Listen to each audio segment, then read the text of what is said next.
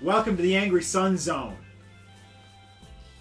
The sun's not angry today. It's actually pretty dark outside, to be honest, because it's no longer daytime.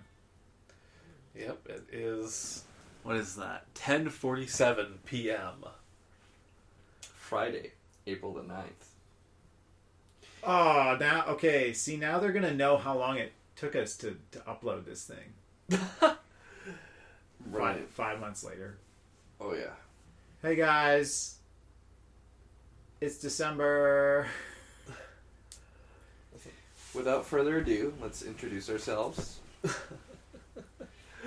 So we got here Santo Talarico Hey, how you doing, Internet?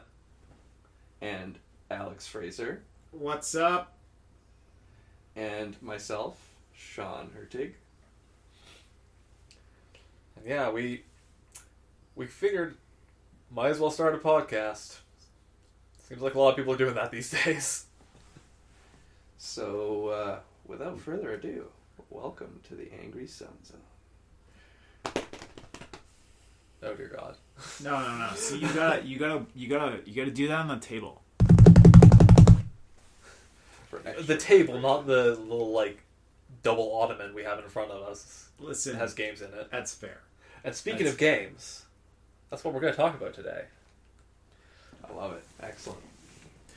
So, yeah, we all have played games throughout our entire lives, and we like them a whole hell of a lot. We also love talking about them. So, that's kind of the impetus for this whole thing. And We also love reading about them for you nerds that are reading the transcription that we're totally not making. oh my god, no, there's AI things to put audio into that'll create transcriptions of your podcast. I am 100% in favor of AI transcription, if only for the amazing Screw ups. transcription errors. I was just trying to think. There's no slang for that yet that I know of. I'm in for it for the mashups that come from it. Oh. Just like searching through and finding the timestamps of specific words that people say, so you can do really horrible stuff with them. Oh yeah, that too. Love it. The future is here, guys. Yeah, the future is here, and you're gonna do it to our podcast, apparently.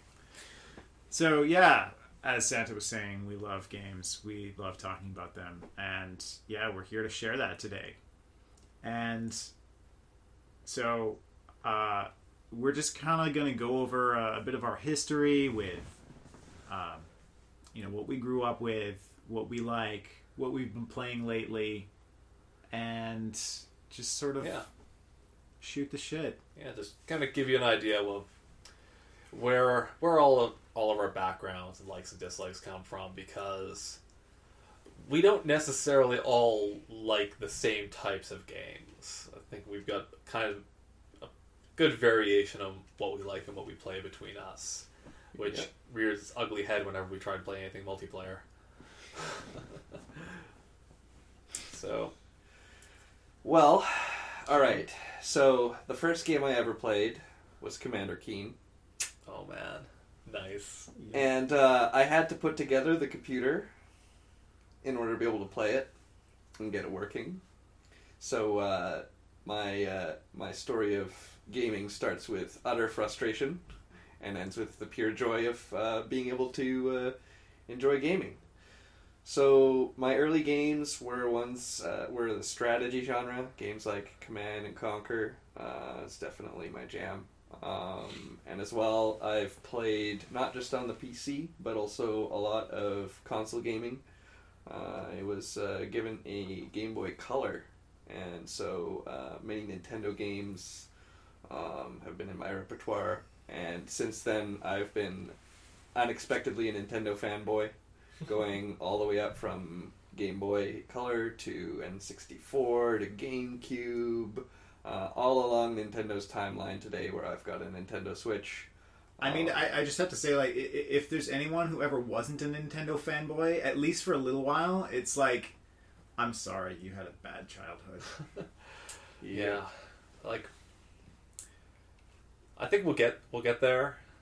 but I don't understand Sega kids, man.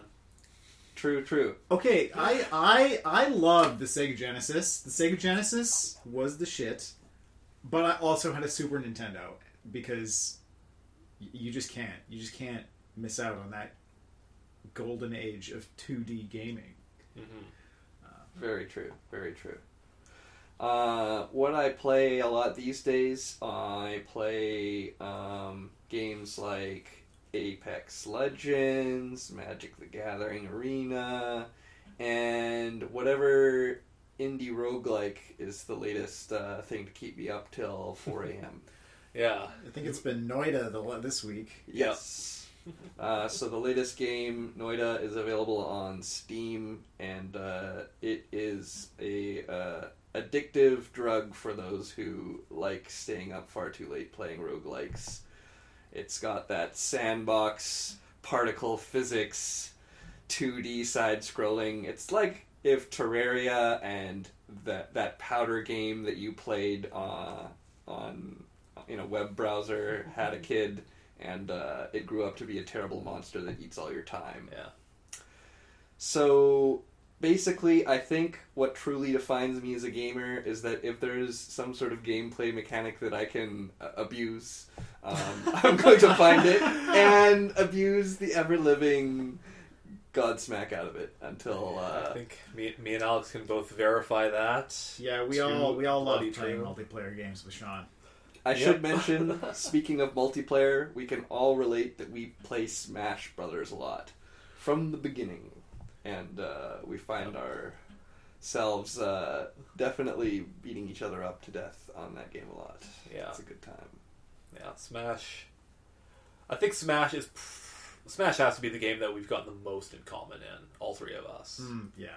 Like, there's plenty of games that I know, like, me and Alex have played a bunch, or me and Sean have played a bunch, or, like, Alex and Sean have played a bunch, but that Smash is truly, like, the one thing that has united us. And we played a bunch, like, no items, we played a bunch with items, like, played, like, a bunch of, adventure mode and, like, Subspace Emissary and Brawl and stuff like that together. Yeah, oh, and that weird ass DS mode where you're going Smash through, Run? Yeah, Smash Run. Smash Run was actually it was actually good. It was really good. It was pretty sick. I was so sad. Although I get why it was only on the DS version, because it would be pretty awkward to put. It wouldn't be as smooth, I think, with the TV, but just such a cool game mode. Mm-hmm. Definitely. And we made, I think, a custom mode or two. I seem to remember Capture the Flag being a thing. Oh, and then... Wait, Capture the Flag in Smash? Yeah. You made a lot of really dumb maps in the map maker, so I could believe that. Yep. So I don't remember that one. That's my preferences and history in a nutshell. I'm sure we'll dive into it more over time, but I'll turn over the leaf to you guys. Alright, I can go next. So, my childhood... I think something that I'll have to mention here is that I had a couple of older brothers, so that definitely, like, influenced what games I would be playing, because... Obviously, being the youngest, I generally didn't have the choice when it came to what game are we all going to get. Yeah, so one of my earliest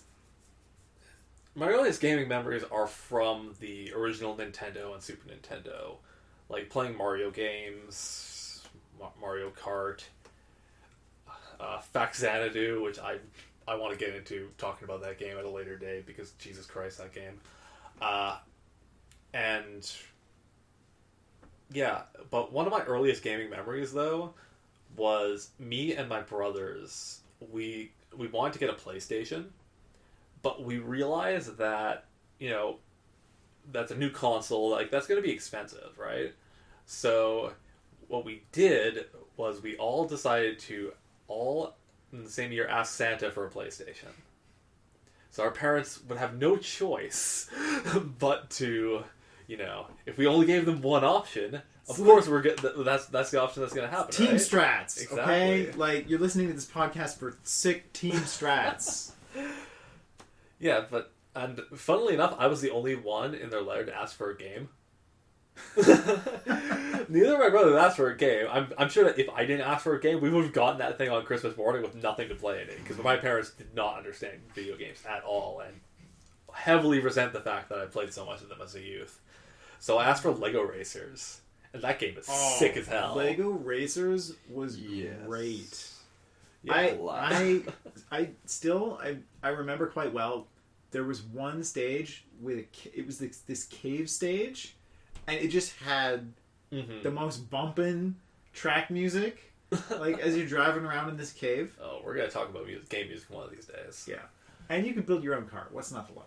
Yeah, and the power-ups were well done. Yeah, very much so. So that I spent a lot of time playing that, and so I got introduced to a lot of games on the PlayStation that really molded what I like, because I am a JRPG nerd. I have a really bad habit of acquiring JRPGs and not playing them because those games are way too goddamn long for my lifestyle these days. But they all hold a huge soft spot in my heart for those kind of games. And yeah, from there,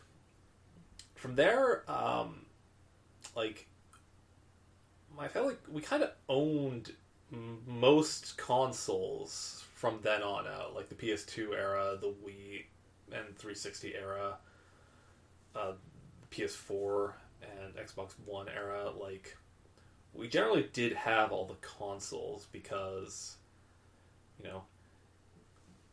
enough exclusives on each platform that I wanted to play, and enough ways to scrounge up the money to get those consoles to play them. Or borrow it from your brother or something. Yeah, like, I never played the Xbox One that we had, but that was my brother's and whatever. But yeah, these days I'm not playing as many games as I wish, which this podcast hopefully will, reignite some sparks for that. But I play way too much Magic the Gathering, but we're gonna try to focus this way.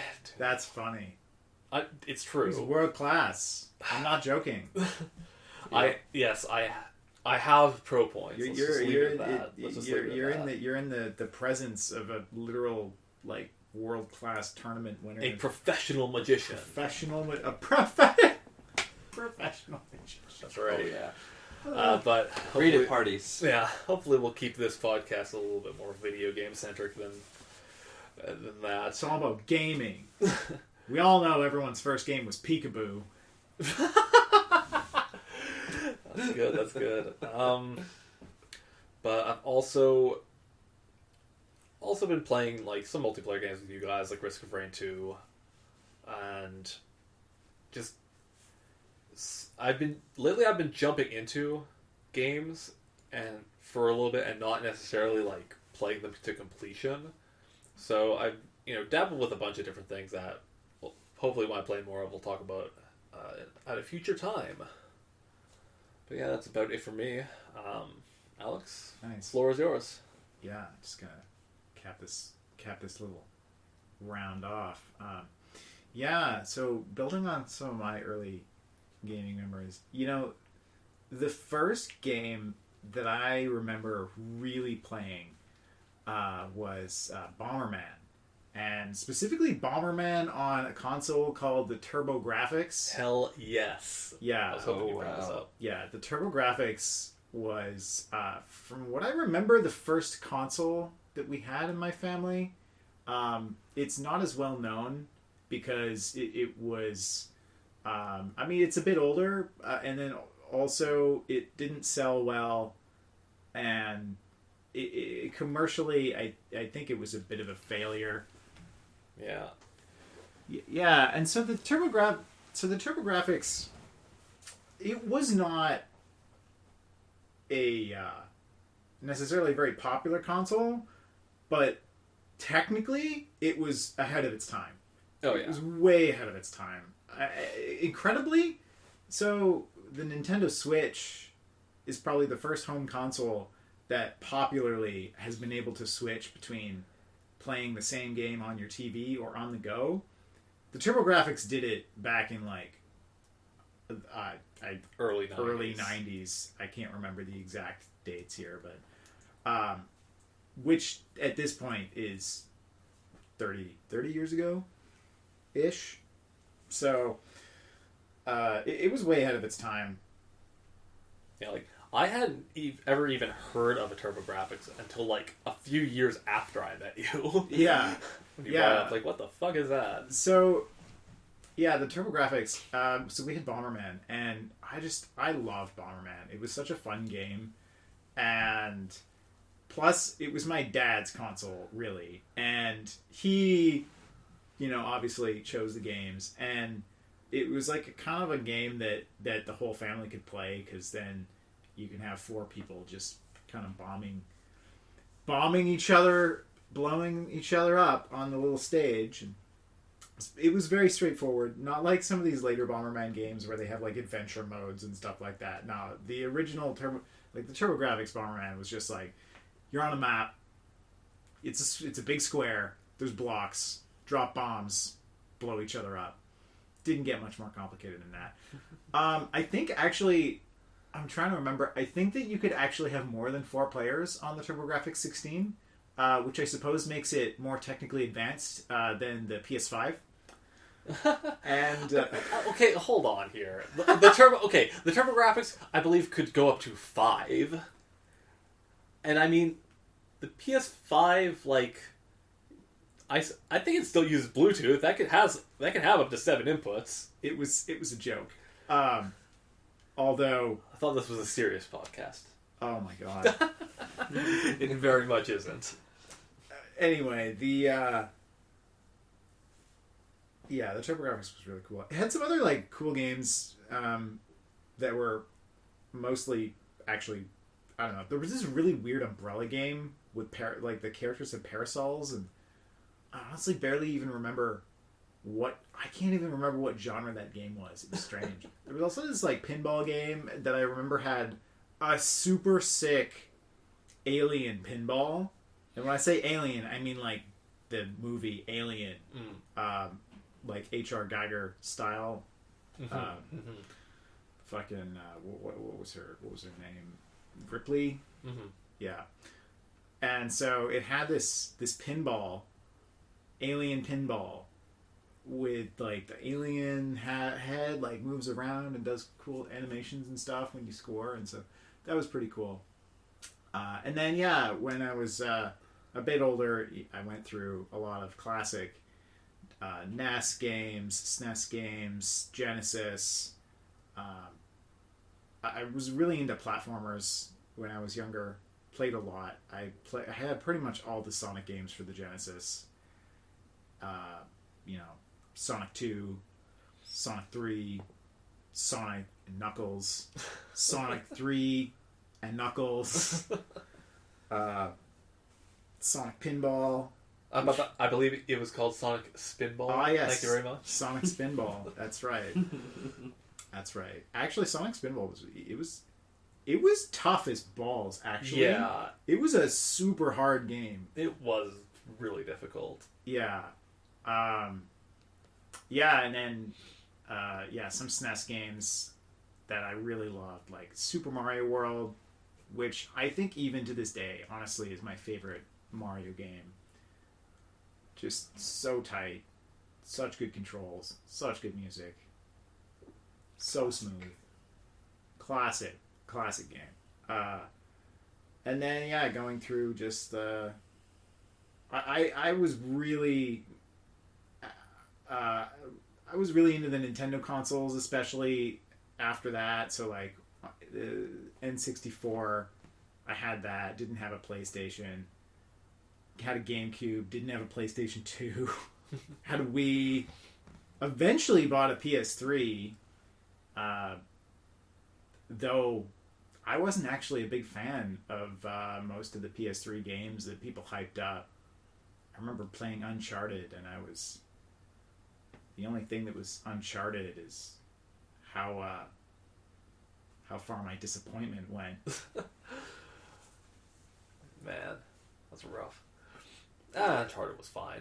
It was fine. Like, it was all people had to cling to on the PS3 for a while. It was fine, and I think that was my problem, is that I got a PS3, like a bit after launch, and I'd heard so many PS3 owners talk about Uncharted, and I'm like, oh, I'll try it out, and I'm like, this is a very generic action shooter that isn't.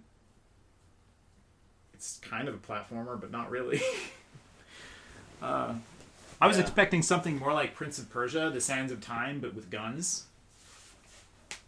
And by the way, Prince of Persia: Sands of Time is an amazing game. An amazing game. Probably one of the. It's up there, I think, for 3D platformers. It's really good. I love the narrator. The narrator, the Prince. yeah. Oh, but just so for those of you who haven't played the game, every time you die, the prince is. So the context is that the prince is telling you a story. Like, the game opens and the prince is recounting this like heroic tale, right? And he's the narrator. And so every time you die, the prince is like, "Oh wait, no, that's not how the story goes." That's not right. I didn't fall down that pit because I failed to grab a ledge. Yeah, unreliable narrator. Yeah, super funny. But what if he did mess up all those times, and he's just trying to save face when he's telling the story? You can't. You don't know. You don't know. It's a big fish moment. Big fish. Great movie. Yeah, and so I guess today. So I've always liked a lot of platformers and a lot of, all kinds of genres. Really into strategy games for a while. RTS games. Lots of fun there. Command and Conquer. Civ for Civilization series for turn-based. Oh dear Lord. We have some stories. Lots of late nights. Just one more turn. Just one more turn. Just one more turn. One more turn! One more turn. Gonna attack that archer. Archer, run the city. There we go. Oh, yeah. 50-foot tall archer. Yeah. Nowadays, I'd say I really tend a lot more towards just the sort of indie games and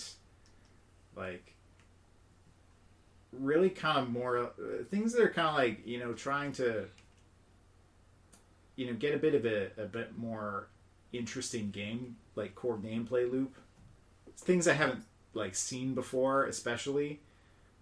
I think I've played enough games that I can easily start picking up and playing a game and being like, oh, it's just this other game, maybe with elements. And I think this kind of goes a bit for all of us, but you immediately pick up a game and you're like, oh, it's like this game and this other game, or it's pretty much just this game. But a lot of the time when that happens, sometimes you're just thinking, oh, yeah, except this other game was way better, and the game that I'm currently playing actually kind of sucks. Might as well just go replay the game that it's ripping off. And I think that's the biggest thing that when I'm trying to find new games to play these days that I'm looking for is just something that's trying to do something interesting and push at the sort of push it what's been done before, basically. Yeah, totally. And that mostly tends to mean weird experimental indie shit. Oh man, there's this one game, and this game is a joke, but I loved it. Called Leg Breaker. that I was playing. I love it already. Okay, and so so the concept is, it's a platformer. It's a 2D sprite platformer, right? And there's only one catch. And the catch is every time you jump, one of your legs breaks. Now, you only have 2 legs. So each level, you can jump twice. That's it. That's all you get.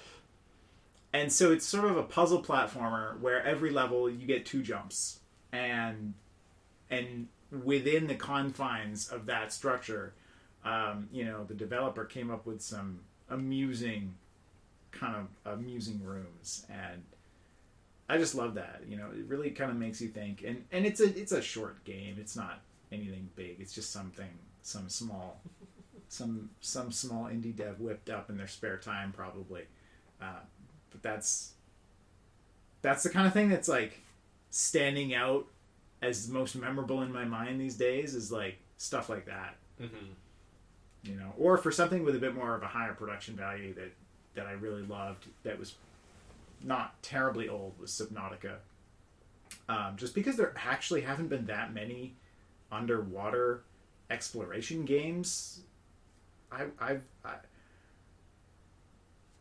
haven't been a lot of diving games really that were actually games.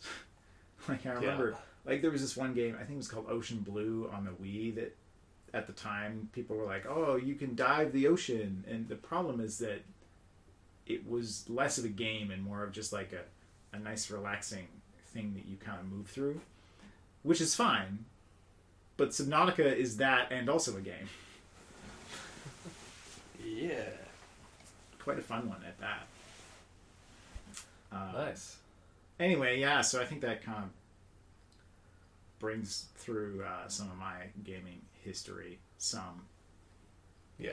Actually, I forgot the most important point. I chose to be a gamer, okay? When I was like 6, my parents came to me. Maybe I was older, I don't know. Anyway, I'm 6 years old. And my parents are like, okay, for your birthday, we can afford you one of these 2 options, right? We can either get you a Walkman or a Game Boy. Those are your options. Musician or gamer. I chose to become a gamer. So, wow. A little bit like picking your Pokemon, eh? Oh, man. Pokemon? Oh, man. Pokemon Red is the first game I ever bought for myself. Nice. Yeah. So, I have a big Italian family, which meant that I had, my parents, a couple brothers, a stepbrother, 2 stepsisters, 7 aunts and uncles. So, one year, they just all gave me, $20 basically. So, I had enough to get a Game Boy Color and Pokemon. And, this was, right when fucking Pokemon hit and was the biggest goddamn thing in the world in the entire world, pretty much. And so, we went to Toys R Us to just, get some stuff. And I wanted to get a Game Boy Color, and my parents were like, no, that's too expensive. You can't spend, all your money on that. And, God, I kind of want to look this up just to see how old I was, but I must have been 5 or 6, pretty young. And I was just like, okay. And that was the end of that. I didn't put up a fight or anything. I was just like, okay, that's fine. And we left without me getting anything. And then the next day, my mom comes up to me and hands me a Game Boy Color. Oh no, sorry. I did end up buying Pokemon when I was there because I did have an original Game Boy. But the next day, my mom comes up to me and gives me a Game Boy Color and was like, yeah, went and bought this, used your money, and,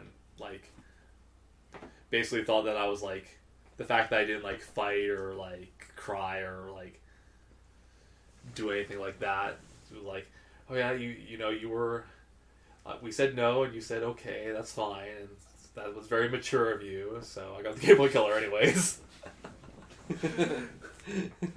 When your menu options have no significance on the overall plot. Yeah, basically. Manipulating your parents by doing exactly as they ask.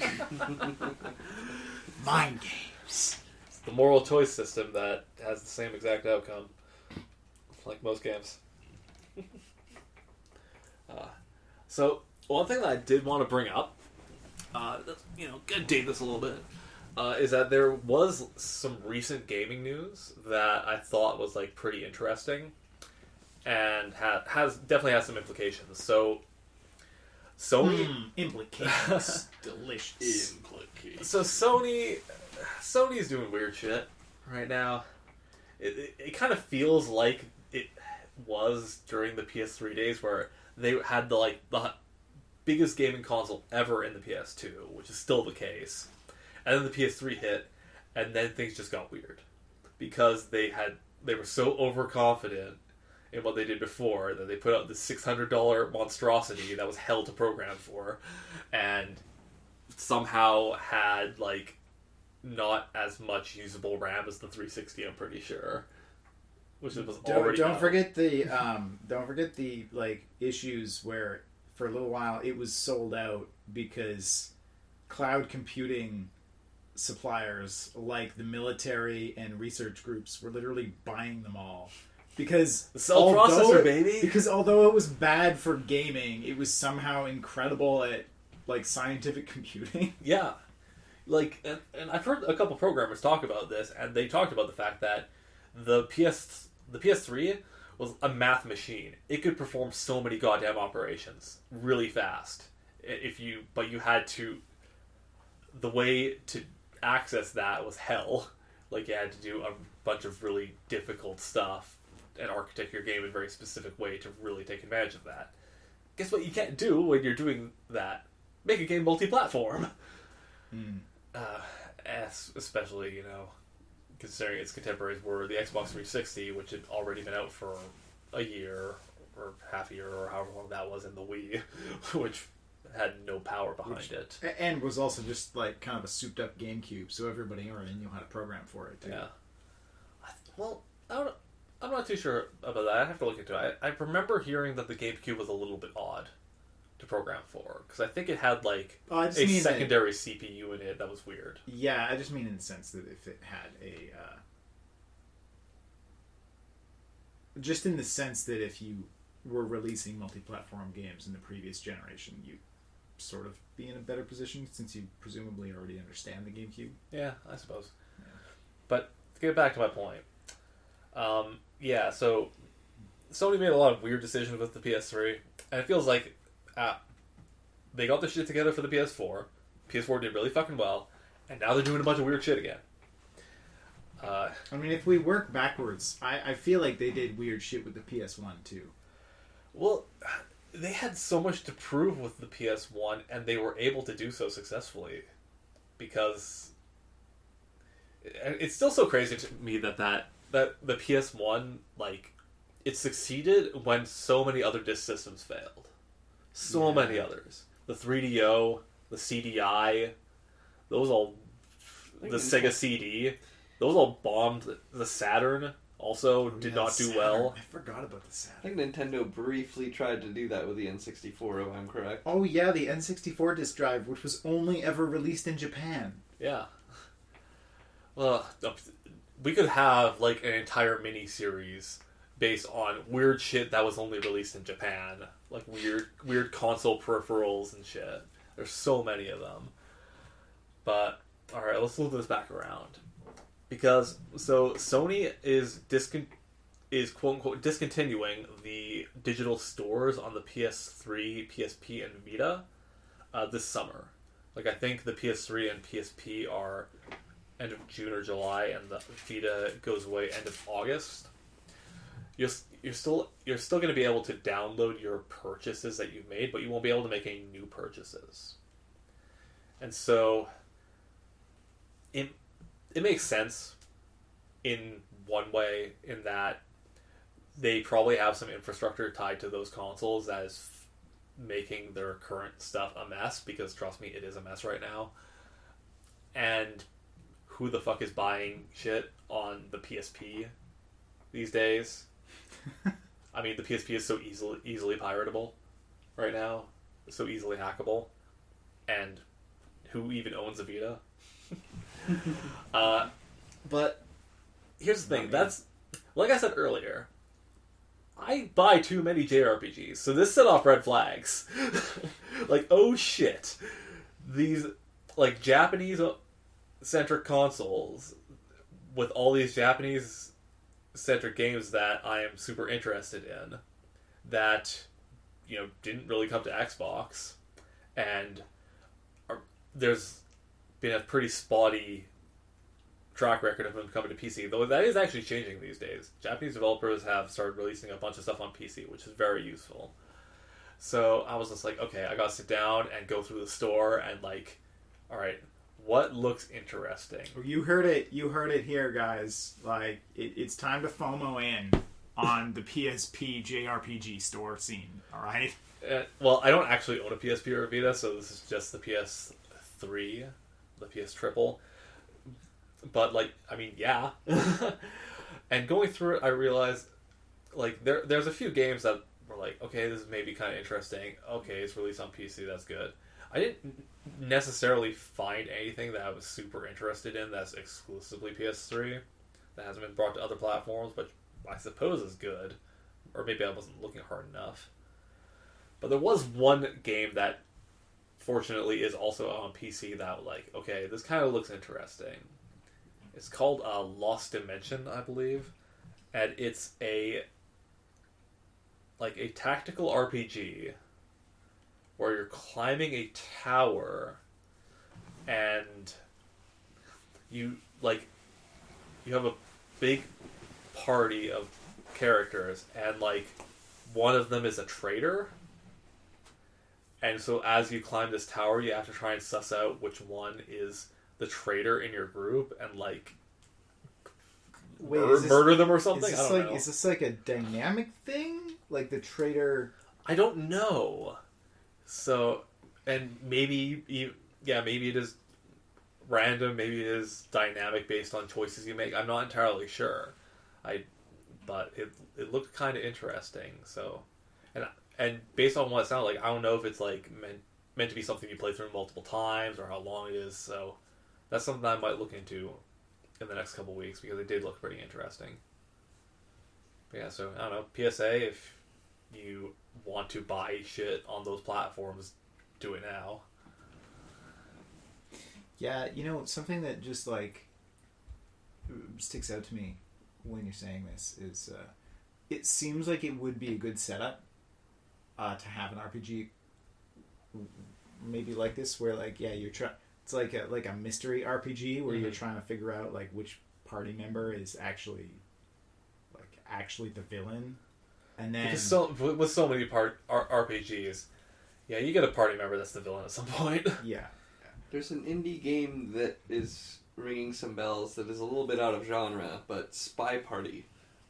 Oh yeah, well. Oh, that's not an RPG at all, though.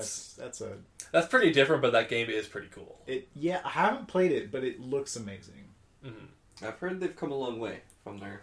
Well, has it been formally released yet? It was, yeah. It's been in development for like 9 years or something insane. It's been there for a while, so like it might only be in early access right now. I'm not entirely sure. Yeah, it could still be early access. I think it was based off of like an old mod for some first-person shooter or something. Yeah. Well, online it says the genre is early access, but early access, the genre. Yep, it is a early access game still. It was initially shown at the 2009 Game Developers Conference. God.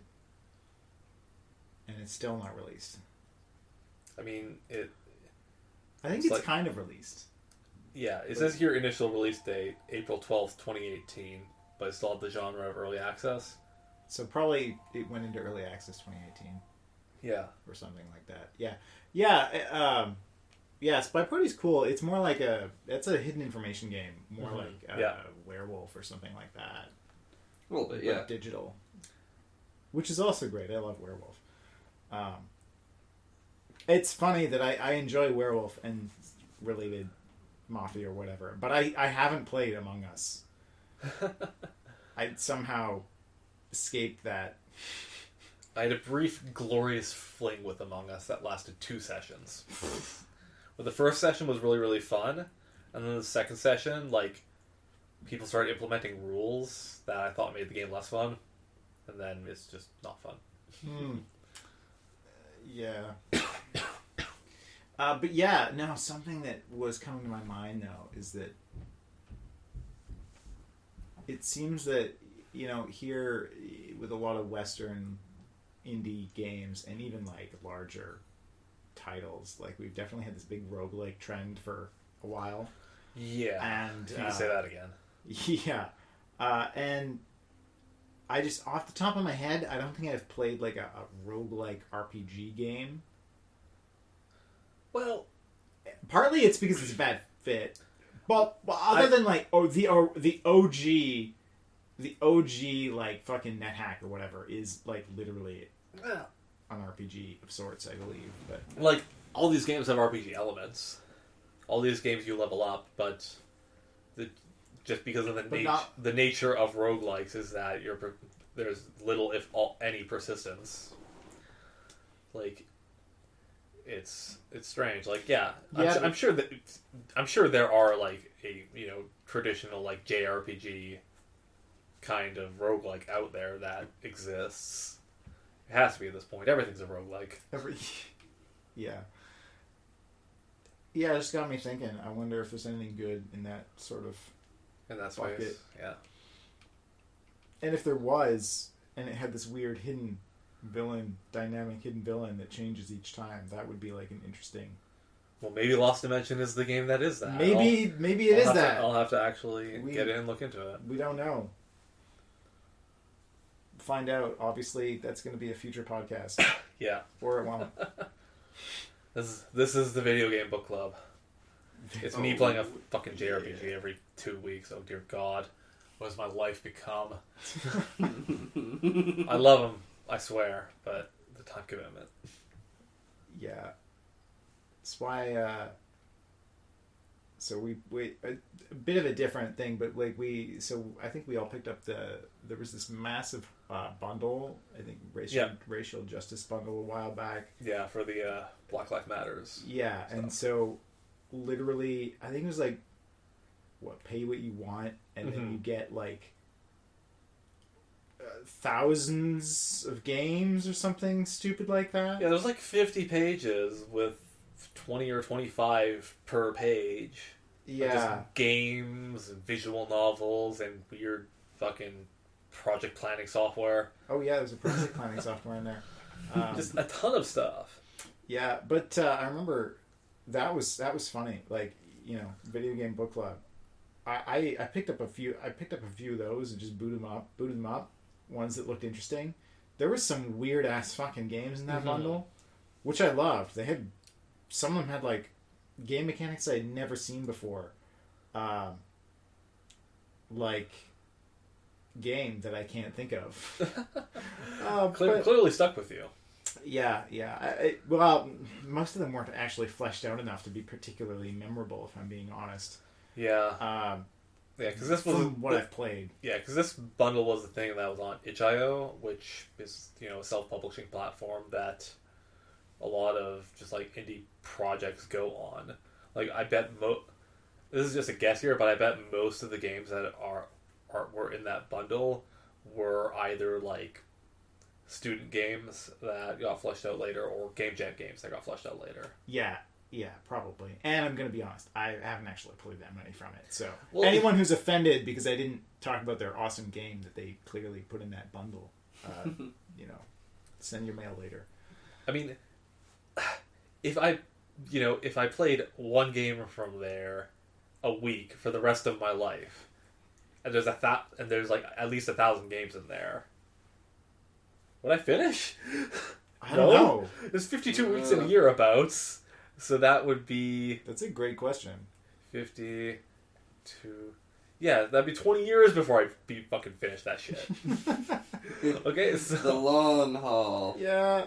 So, like, it gets into a paralysis of choice thing where it's just like, where the hell do I even start? The answer? Random number generator. That's true. I mean, I mostly just, like, went through. I'm like, oh, cool art, good name. I'll look at the page. If the description and video looks cool, I might download it. Like there was one I downloaded that was like it was an aerial combat game, sort of flight sim combat. It was kind of cool. It was kind of cool. The one thing I can't remember the name of this stupid game. One of the nice things, one of the nice little touches is that you could change the color of your aircraft, and they had different colors that were like callbacks to different other series. So like there was like the Star Fox colors, and it was something like, you know, like they named it like Space Fox or something. Very original. Something where you're like, oh yeah, They changed it about 20%, I'd say. Yeah, 20%. That's right. Yeah. Oh man. Yeah. Ultimately, though, the game just wasn't. It just wasn't fleshed out enough and stuff to actually keep my interest very long. Mm-hmm. And I think that's the thing. Like, especially if you're going through and looking at these really low budget indie games, you got to be ready to wade through some things that are not worth playing, and you can't fall into the trap of thinking you need to finish it, because yeah, not every game is worth playing. It's kind of like stand-up comedy. Like, you know, if you go to a local stand-up show, you know, yeah, you might see the funniest skit you've ever seen, which I swear I saw at a local stand-up show that was $5 once. This guy built a whole set around the fact that like that his car was full of bees. Because he left his car at his mom's house, like in a rural area, for like months, and then he went to visit her in the summer, and there was a fucking wasp's nest in his car. Oh no! And he took that experience and he turned it into, I shit you not, probably the funniest stand-up set I've ever seen. Wow. And then also, I've seen stand-up that makes me want to vomit, and I'm like, you need to get off the stage. You are actively harming my mental health. And it's a bit like that with indie games sometimes. Yeah, for sure. Like, yeah. Like I think, yeah, indie games, like you see the heart that goes into so many indie games, and it's frustrating because like I wish sometimes these people just had a budget. And because there's certain types of games that are more suited to indie development, and some that aren't, like big 3D, well, just kind of anything in 3D. Yeah. with like high-res textures. Like that's the bulk of game development costs these days, is art assets. So it can get a bit, I don't know, stale looking at the 70th pixel art game. to the point where like it's almost starting to actively push me away if I see a game that's just kind of going for a retro pixel art look but not using modern techniques. Like Noita or whatever, that does a good job because it plays with lighting super duper well. Yeah. On like all of its pixel art. That makes it look really, really good. Yeah, I love some of the things that some newer games have been doing with pixel art and lighting. Like, it just... Yeah. Oh. Yeah. Like, some of that stuff is amazing, and it all... I don't know. It makes me wonder, like, what the next big art style is going to be for games. Because there was a while, we might still be in it, where everything's flat shaded, which like pisses me off because I thought about like, okay, you know what, flat shading is kind of awesome. Maybe I should do something with this like years ago, and then everybody started doing it. It's flat shading. Do you mean it's a 3D thing with all like pretty like big sharp polygons, Yeah, but like- it's just shaded one flat color. Oh, so kind of like cell shading. No, cell shading. Cell shading's a bit awkward. I'm not entirely sure what cell shading means in a game's context anymore because I swear too many people have used that term.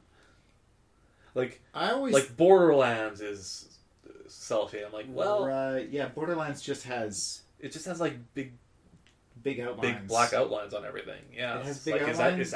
is that cell shading? I'm not entirely Yeah, sure. I would say no. I don't know. But like, if you look up a game like Polybridge, for example, that's kind of the art style I'm talking about, or Grow Home. Like, Okay, I see what you that's mean. kind of Flat. what I mean. Yeah. Oh, I see. Yeah. So very, not almost like not even textured. Yeah, not textured, basically. It's just like material color. That's Yeah. it. Like, Yeah, okay, that makes a sense. fair amount of games are using that art style now, and some of them look pretty damn good with it too. So I don't know. It'll be interesting to see what the next like big art style kind of thing is. Yeah, it's a good point. I mean, I think that part of the problem now is that a lot of the art styles, the like sort of recognizable art styles that we've seen from gaming, they've come out of the technological limitations, right? So Oh, man. obviously the sprite, like the sprite based 2D like aesthetic, it's still around even though it doesn't need to be, but it 100% is just that a result of the limitations of the technology of the time. Yeah. And even some of the stuff with some of the flat shading I've seen, like now that I'm thinking about it a bit more, like there's definitely games that have a bit of a flat shaded aesthetic that's also intentionally low poly. Yeah. But it doesn't look bad because nowadays, like the way that they're making the low poly look is very intentional as part of the design, and it doesn't look. Even though I swear some of these things look like they might have similar poly counts to something you would see on, say, the N64, I know they don't. A lot of them do. Okay, maybe they do, but it's. I don't know, something about the way that it's been done is just so intentional that it doesn't look like it was done as a limitation anymore. Yeah. It's just the style. But again, I feel like it kind of was it's evoking that sort of that low poly aesthetic that we primarily had because of limitations at the time. Like there was a game for the PS1. A series called Battle Arena Toshinden. It was one of the first games actually really shown for the PS1. And it's a fighting game.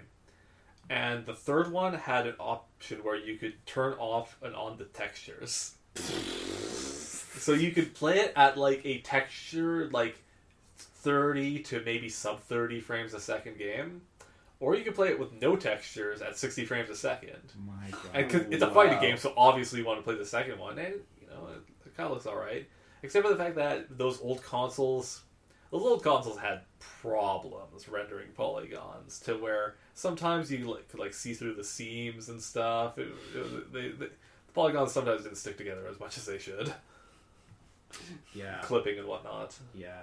But yeah, so when I think about the next new art style, I kind of think we're sort of really at a point where on the latest hardware, I mean, you can practically, obviously with a large budget, you can practically make things that are nearly photorealistic on the graphics cards now. And so now, without the constraints, are we going to see another distinctive video game aesthetic even take root? Maybe. It are bloom effects and lens flare going to come back? I don't know, because that's the next thing. Does lens flare I make feel a like return? they didn't really go away. They just got a lot more subtle. Yeah. to the point where like it actually should look, right? Bloom was always like things like Bloom. It was always a technique meant to improve the look to match reality. It's just that at the beginning, the Bloom did not work, and honestly was way overdone. But then, honestly, that was actually kind of cool, and so now sometimes it's done intentionally. And so, when and again, that kind of gets to like the rendering limitations, right? Like if Bloom was able to be implemented the way that the original, because like Bloom was in digital animation, in like movie making, without getting so like overblown. And I wonder, had video games been able to render it at like the fidelity that say Pixar uses Bloom like right away, would we have ever seen the like hideously overbloomed like aesthetic even like kind of take root? Maybe not. Then again, I mean there's still distinctive new art styles in like the traditional art of like paintings, like in the traditional painting art world. People still come up with new stuff, even though people have been painting for millennia. Yeah. Good point. So we'll probably see new video game aesthetics, but maybe the pace is going to slow down on how quickly we see new ones. Yeah, I think that'll be the case. Yeah, actually, it's funny. I definitely, there's definitely room for like weird stuff too. Actually, the other night I was watching a movie called Loving Vincent, and I may have also seen that. Yeah, it's like pseudo animated, right? Yeah. So basically, the way that they made it is that each sort of like frame or maybe keyframe or something is hand painted. Yeah, in the style of Vincent Van Gogh. In Vincent Van Gogh's style. Yeah, and it's an incredible movie just visually. Like it is an artistic achievement that someone managed to make essentially a full motion painting. Like that's what it was. You can just pause the movie. You can pause the movie at any frame, and it looks like a masterpiece, like oil painting. Yeah, it's absolutely incredible. Because that's what it is. Mm-hmm. And I cannot imagine like the amount of work that went into that. And I think it was basically almost like rotoscoped, but with paint. Yeah. Because they used real actors. Mm-hmm. And so obviously they must have taken video and then just used that as the reference, and then painted, sequential frames, right? And that's really cool, and that's a very interesting concept for a movie. When will we see the first oil painted video game? I don't know. Take note, game developers. That idea is still on the table. That's right. This is what we're bringing to y'all who are listening. Sick original ideas. Sick original ideas that are definitely not rip-offs of a movie I saw last night. Damn right. Plagiarism, sincerest form of flattery. Thievery, whatever. See, I stole that phrase and modified it 20% and put it out there. Yeah. Yeah, see, you think you're stealing, but then you're going to fuck it up. But now it's original artwork. Hey guys, you wouldn't download a car. My downloaded car has defects. My downloaded car came with fucking Norton. Oh boy. How my downloaded car is mining Bitcoin. Yeah. Please stop. It's wasting my gas. No, it's generating gas. Ethereum. Yeah.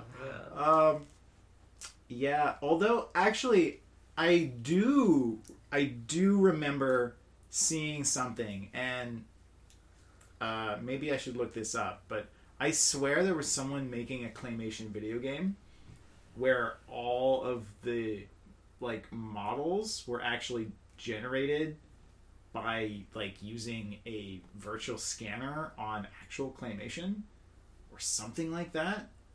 Oh please, Clay Fighter was doing that on the Super Nintendo. Yeah, you're not wrong. Blue suede goo. Oh yeah. Yeah, so there's certainly room for strange kind of video game aesthetics. With some of those things, obviously, those are a lot of work because they're trying to do something kind of strange. But yeah, like in terms of actual more straightforward video game aesthetics, it will be interesting to see if we get anything kind of recognizably new. Mm-hmm. All right. I think that's a wrap. That's a wrap. It's a wrap for the first episode of the Angry Sun Zone. The pilot. Hopefully our pilot will not be like... will be like Daedalus and not Icarus. We will not fly into the Angry Sun Zone. Only around it. We will only construct the means to get there. We shall only orbit the sun.